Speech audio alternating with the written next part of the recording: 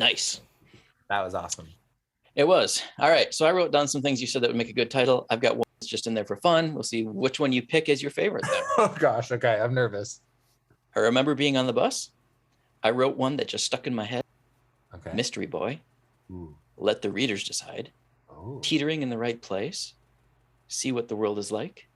Now that I'm talking it out. I want all my celebrity crushes lined up. Or start in the action. Oh, those last two are actually my favorite. Yeah. I mean, celebrity crushes lined up is great. I think, I don't know. What do you two think? Like between those last two? Well, the only thing, and this is usually the advice Vance gives, but you want to kind of have it somehow align with your writing. So while the crushes could be a thing, that segment is now only for our Patreon users. So it's kind of like you might probably want to stick with a title that's more about your writing than. Yeah. Then I love starting the action. All right. Love that. Let me quickly get this recorded. Welcome to season 7, episode 1. No, we're on episode 2. Redo. Welcome to season 7, episode 2. Start in the action.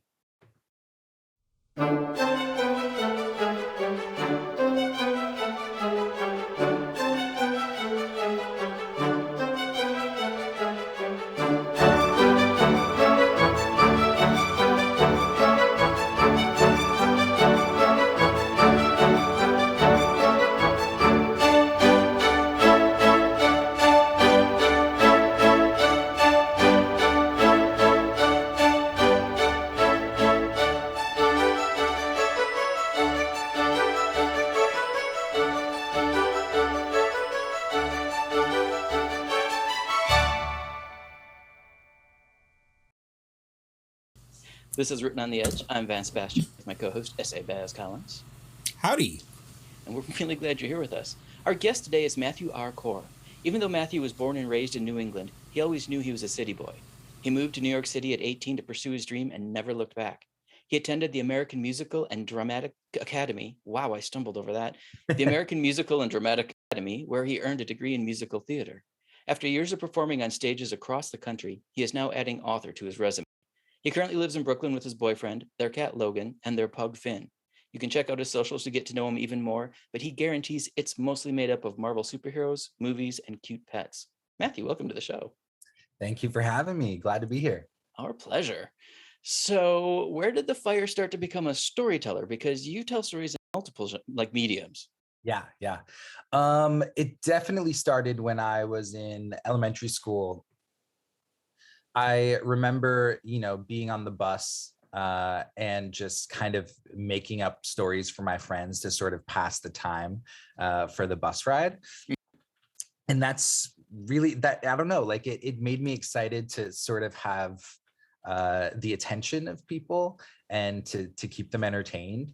And that was my first little sort of glimpse into that. And I would just use my friends' names within the story and just, I don't know, it was usually something like spooky because I was like one of those crazy kids who loved horror movies and slasher films. So that is sort of the kind of story that I gravitated to, especially back then.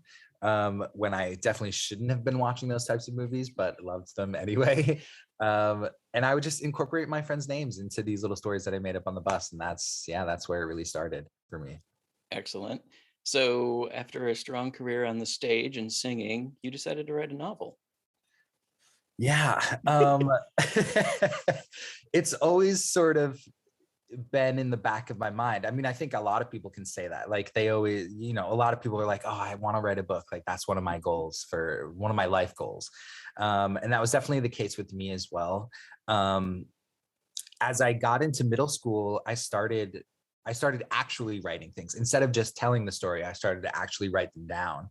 And then I would pass them out or pass it around my friend group. But then as I got older, it sort of turned into like literary role playing online, where you create these characters and you're creating layered stories with other people in the forums and the threads. And that is something that I really attached myself to. Like, I was so into that. You know, it was all like usually supernatural, vampires, werewolves, things like that. Nice. That seems to be where a lot of people start as well. So I loved doing that. And then it just sort of became this thing where I was like, I really want to try writing a novel one day, because everything that I had written up until, I don't know, college was very short form. Mhm.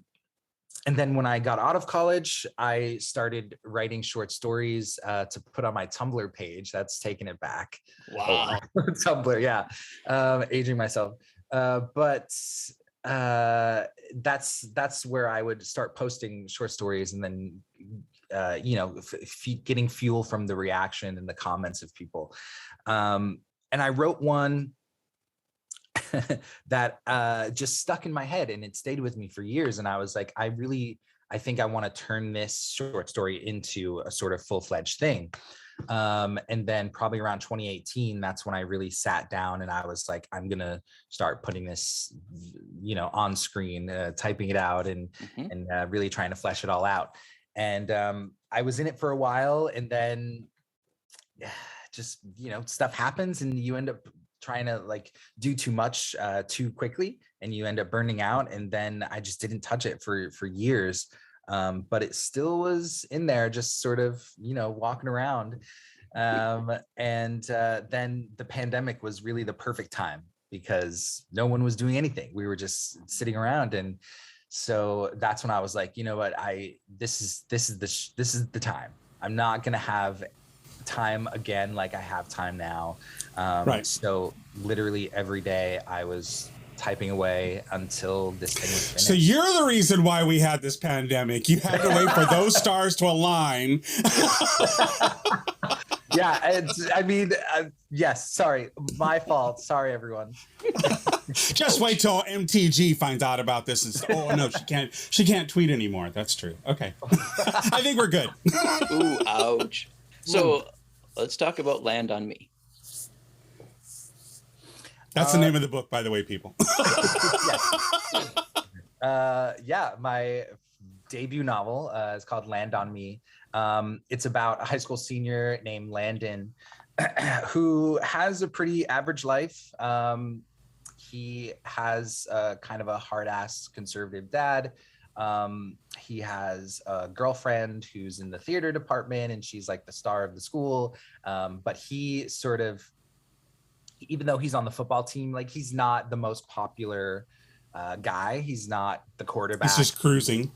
Yeah. Like he's sort of in with that sort of football crowd, and he has friends in that realm, but he's not like gonna win prom king or anything like that. But yeah, he has dreams of becoming a writer, but his dad is sort of, you know, he's actually running for mayor of Madison. His dad is, and so he's very strict, and he's like, you have to follow this certain path, and he wants it to be football.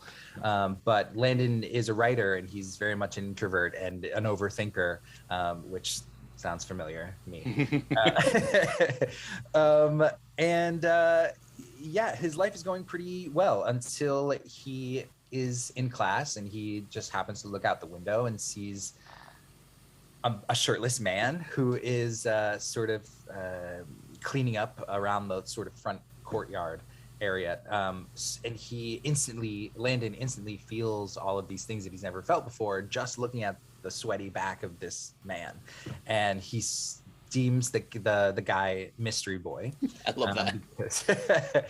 And he sort of becomes infatuated and obsessed with finding out who this guy is, because of all of these feelings that just seeing his bare sweaty back gave him. So it's really Landon's journey of self-discovery, which it's pretty standard coming of age story. of him trying to figure out where he fits on the spectrum of sexuality, while also trying to figure out this mystery of who this guy is. Because every time he seems to get close to see his face, it doesn't happen. Something else intervenes.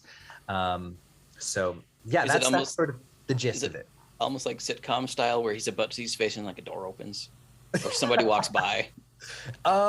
It's a little, I think, more dramatic because he's I would definitely say more of a dramedy than sort of a rom-com. Okay. Yeah. So one of your reviews had a list of topics in it that I think I want to ask you about, if it's okay. Yeah, sure. So the review was, this book was like watching a teen drama in all the best ways. It was addicting. Lies, betrayal, violence, sex, obsession, self-discovery, all fill the pages, making you want more. And that was from Ronnie at Reads Books. I love that. That's like music to my ears. Like someone else had said it was the love child of Glee, Dear Evan Hansen, and 13 Reasons Why. Oh, wow. And you know what? Like, that's amazing. I love all of those things. So being compared to that is honestly the biggest compliment. And yes, there are all of those things that were listed in the review that you just read. It's sort of a crazy roller coaster ride of emotions. So it really, number one, do you stick only from Landon's point of view the whole time? Yes, it is all through Landon's point of view. Okay, so that allows you to stick with his whirlwind of emotions. Mm-hmm. All There right. are a lot of them. So, number one, do we have to put any violence warnings on this for people who might want to pick it up? Yeah, there are some trigger warnings in the front of the book, Okay. in case anyone does pick it up. I think they might be on the Goodreads and Amazon page as well. I'll have to check that out and make sure that they are there. But yes, in the digital version and the print versions, there are content warnings in the front of the book. Some of them listed, it's definitely, violence, talk of suicide, school shootings. There's a lot of heavy stuff, but with seeing the reactions that people have been giving it, they mention all of this stuff, but they also say that it's handled in a careful way. Mm-hmm. It's not, I didn't want to trigger anyone. Obviously, you never want to do that, and that's why the warnings are there. Mm-hmm. But I think if people give it a chance and actually see it and read it and take in the information about these tough topics that I'm giving, I think that they'll be pretty satisfied. Well, and saying these are real topics for the LGBTQIA crowd. I mean, we can't avoid them completely. Right, exactly. I tried to base it in realism as well, like especially like this is So there are no wandering werewolves in this, right? No, not in this high school. No werewolves this time.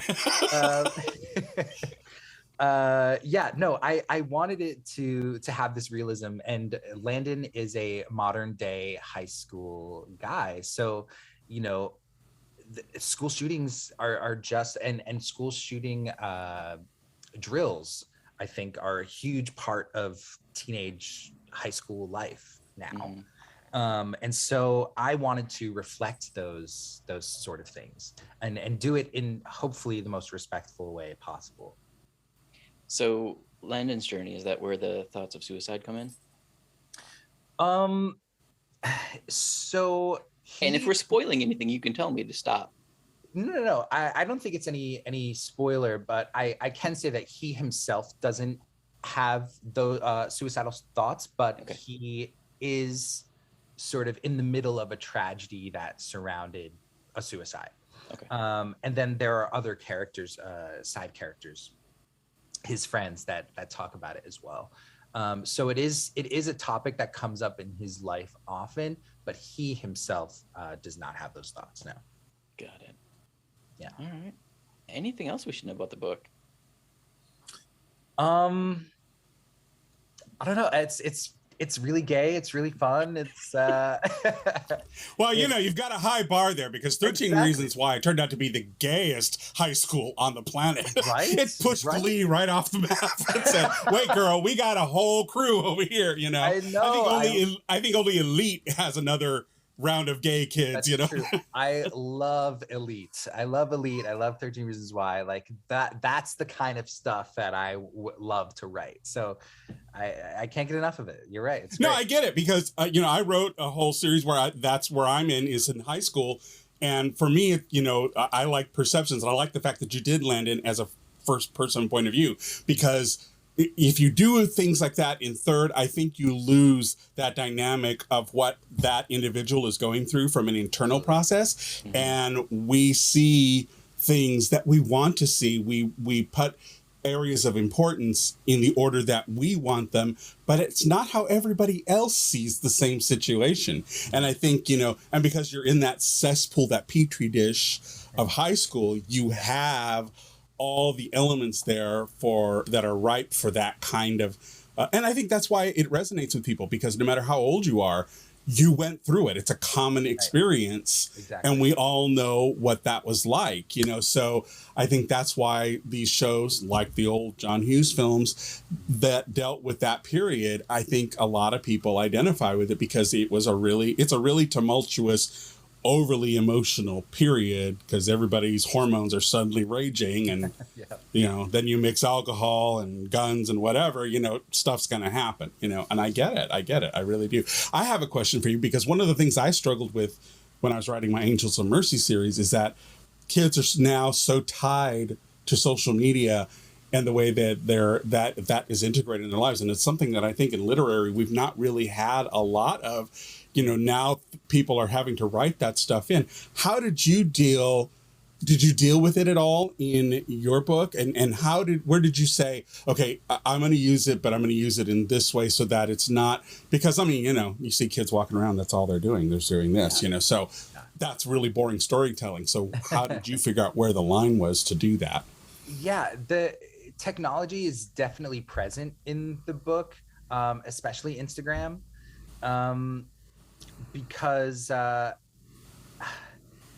think a lot of people compare, and I do this as well, you compare your success or your life to what you're seeing through other people's lives on Instagram or on social media. And there was a point not too long ago where I had to sort of stop looking at a lot of social media, especially Instagram, because I kind of got in this headspace. Yes, I kind of got in this headspace where I was like, oh, I'm seeing this person release this book, like I better be writing, or I see this person landing this role, like I need to be out auditioning. And it's like, it's not a very... It's that keeping up with the Joneses kind of thing, yeah. Exactly, yeah. And it's not a great headspace to be in, because it really is sort of self-deprecating. So yeah, there is an element of that in the book, because I think that is important. Social media is so huge, obviously, and I grew up with social media, so I'm there in every new thing. But with Landon, even though he is on Instagram, you see him texting a lot. There's a lot of text conversations in the book as well. He is sort of more of a bookworm than anything else, because he wants to be a writer. Like, the books are his escape. So he's sort of an oblivious character when it comes to like sort of pop culture things. Like, he'll follow his friends on Instagram, but like he doesn't follow any celebrities, anything like that. Like, his girlfriend, Lauren, in the book is much more into the social media life and the all eyes on me sort of life than Landon is. Like, so he tries to stay away from that. And there's a lot of like film references in the book as well, because I'm a huge movie buff. And there's a character who is also a huge movie buff. And, anytime he mentions anything to Landon is just like, I have no idea what you're talking about. Yeah. right. Okay, you just suddenly went Greek on me. Yeah, so I did want Landon to kind of stick out in that way, where he wasn't completely obsessed with social media, but he does have it in little snippets of his life here and there. Nice.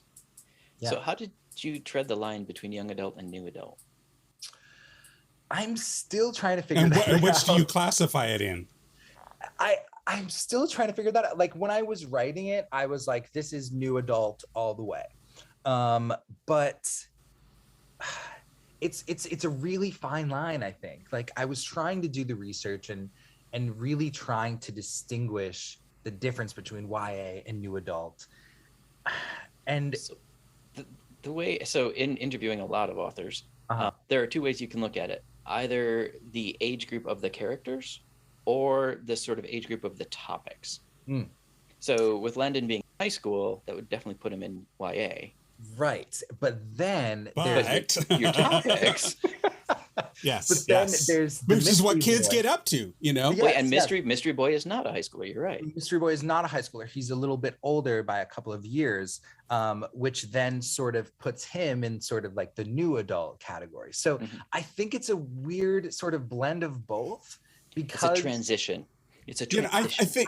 I think part of it is humans like to put things in boxes with labels. Right. And I think what people don't realize is life is messy. We you know, I always liken it to like if people wanting to ladle stuff into boxes, but everything's kind of got holes in it and it's flowing into another one. And, you know, genres, I know it's supposed to give you a quick and speedy find, you know, what kind of book you like to read kind of thing. But I think it's a detriment to real story crafting, because you just have to tell the story.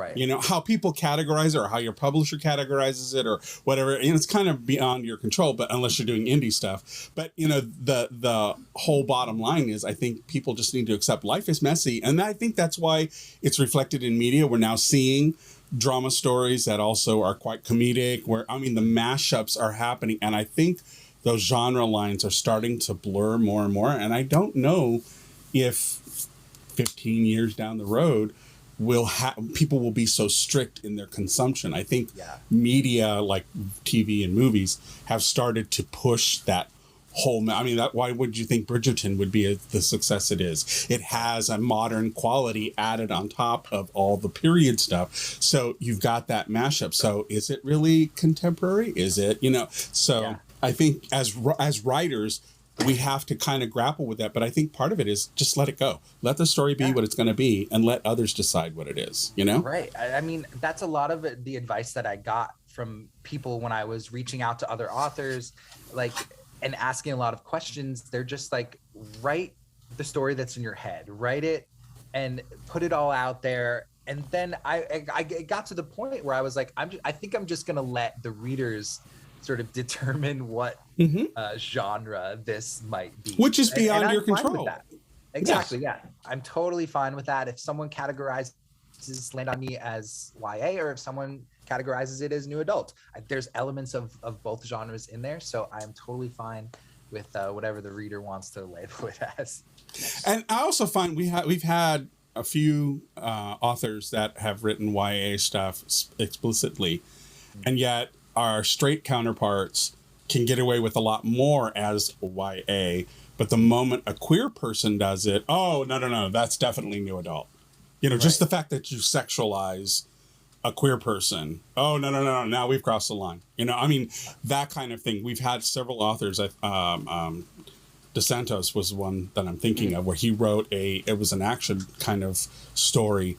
And in the first chapter of the third book in his series, he had started to actually tell a sexual situation. And it got to the point where his publisher said, you know, we don't want to do this one. Wow. And he had to do it indie for the third book in his series. So it does get to that level. But I think, you know, like I said before, if we write what the story is and let it be, I mean, after you throw it out the window and say, but it's out in the world, bye, baby, you know, and just, maybe it's beyond your control. Well, yeah. I mean, proverbial window. I definitely think the landscape is changing, like you said. I mean, over this past summer, I read Jay's Gay Agenda by Jason June, and it's pretty strictly YA, I think, but it's very sex positive. Like his the main character Jay, like, is totally obsessed with like seeing boys naked, or, you know, like having those first sexual experiences and not being afraid to talk about it. And I think that's, we're sort of teetering in the right the right place when that is something that is out there and is okay. like, because I honestly think you can't write a book about teenagers without also writing about sex. Like I just Right. No, that's exactly when it's starting to really happen. Exactly. Like they go hand in hand. I'm sorry, but They do. that's how you tell a story. You have to. Mm-hmm. So, any first-time author experience you want to share?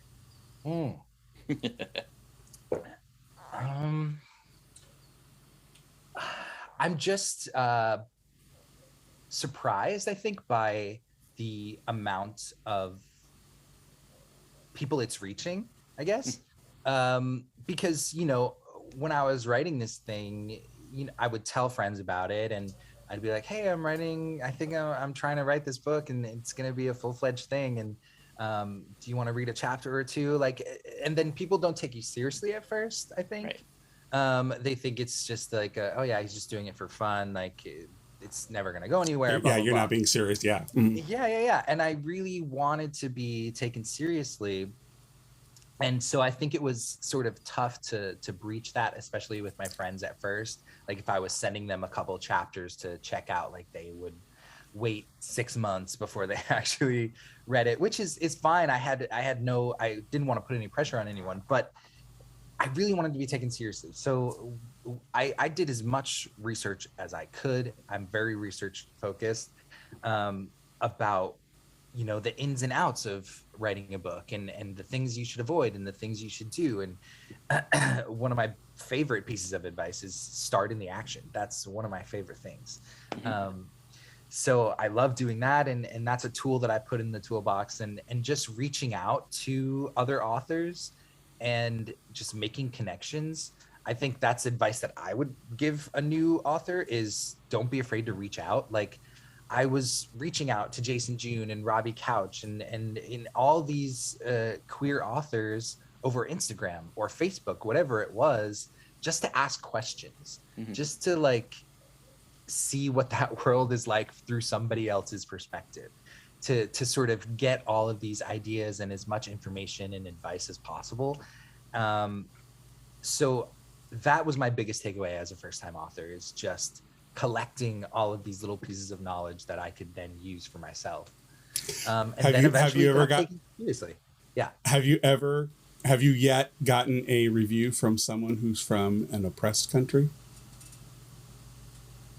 I don't think so. I will tell you, it will blow your socks off. When you do, you will remember it. You will never ever forget it. And every single time you get a, you know, because my character, mine also played football, you know, and I kept thinking, you know, this is going to be limited to American audiences. No.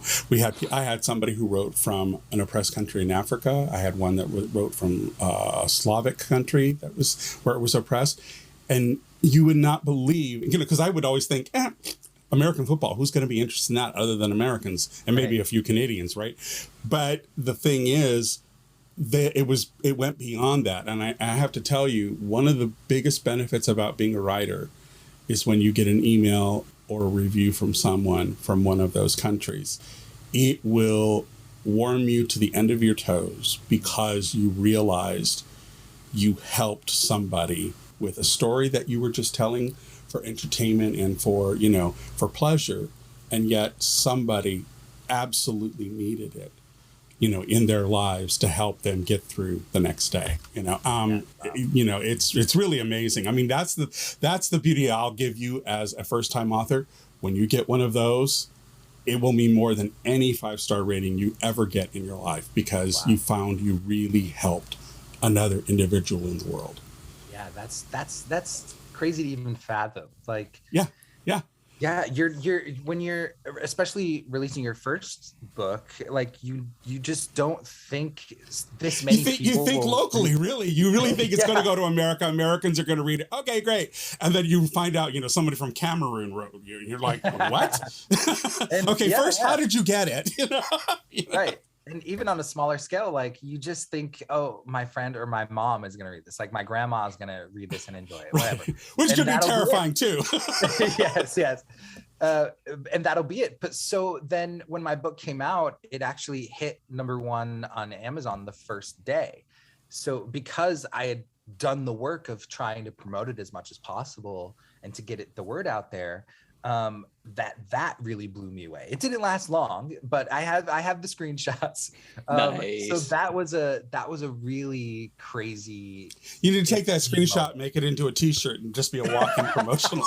and living in New York City, that's great publicity. There you go. There you go. Nice. Be that sandwich board guy. Yeah. All right, It's been Baz, great. let's ask our actor the Inside the Actor Studio questions I love these questions. geared for authors. But first, Hey, at least you're getting the shortened list. Last time we did this, it was 30 of them. Yeah. Oh wow. Yeah. Yeah. Wow. We went gangbusters in our first year. We were still figuring ourselves out. Right. So before I let you do that, we should let folks know that Written on the Edge is proud to introduce people to new media by queer content creators. If you enjoy learning about our artists, please like and subscribe so you get alerts for episodes. And please support the artists by buying their work. Yeah. Or support us by jumping onto Patreon or Redbubble, buying our merchandise, or just supporting us directly. We love you, and we thank you for it. All right, Baz, take it away.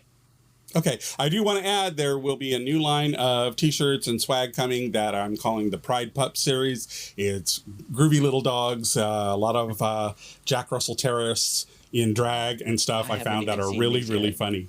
I haven't even seen these yet. No, he hasn't. He hasn't seen them yet. But we'll be putting those up soon, just in time for Pride season. When it comes up, there'll be a Pride Pup series. So Sweet. Keep an eye out for that. Anyways. So where's the best social media for people to follow you? And you've mentioned Instagram. Yeah. I'm on all social media at Matthew R. Corr. Corr spelling is Corr. You can find me on TikTok, Twitter, Instagram. And that's also my website as well, MatthewRcorr.com. You can pick up signed copies of my book on my website, but you can also buy digital and print versions on Amazon as well. Perfect. Any final words of wisdom?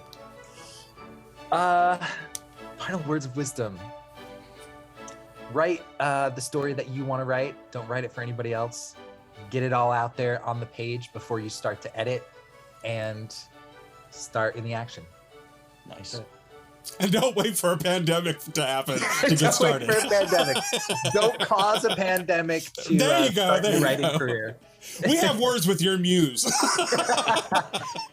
All right, folks. Written on the Edge is produced by Rogue Ravens Media. For our disclaimers, links to social media, our listen stations, or to sign up as a guest, visit www.rookpodcast.com. If you enjoy learning about new artists, please like and subscribe so you get alerts for new episodes. Support us, Patreon, Redbubble, we've already mentioned that. Please help us keep the show on the air. And also please support our art because they're why we're here. We'd like to extend a huge thank you to Matthew R. Corr for being with us. Matthew, thank you so much. Thank you. This was so fun. I wish I could talk to you guys every day. That was great. Well, you can come back if you write another one. Just come on back. You're part of the family now. In the works. Yeah? The sequel is in the works, so maybe I'll be back for the sequel. There you go. There Perfect. you go. All right, folks, head to MatthewRcorr.com. You can pick up a signed copy of his book. Like he said, he'll ship it to you with his big scrawl in it. You can sit back, think about your celebrity crushes all lined up while you read the story about Landon. Thank you again. We'll talk to you all soon. Goodbye. Bye.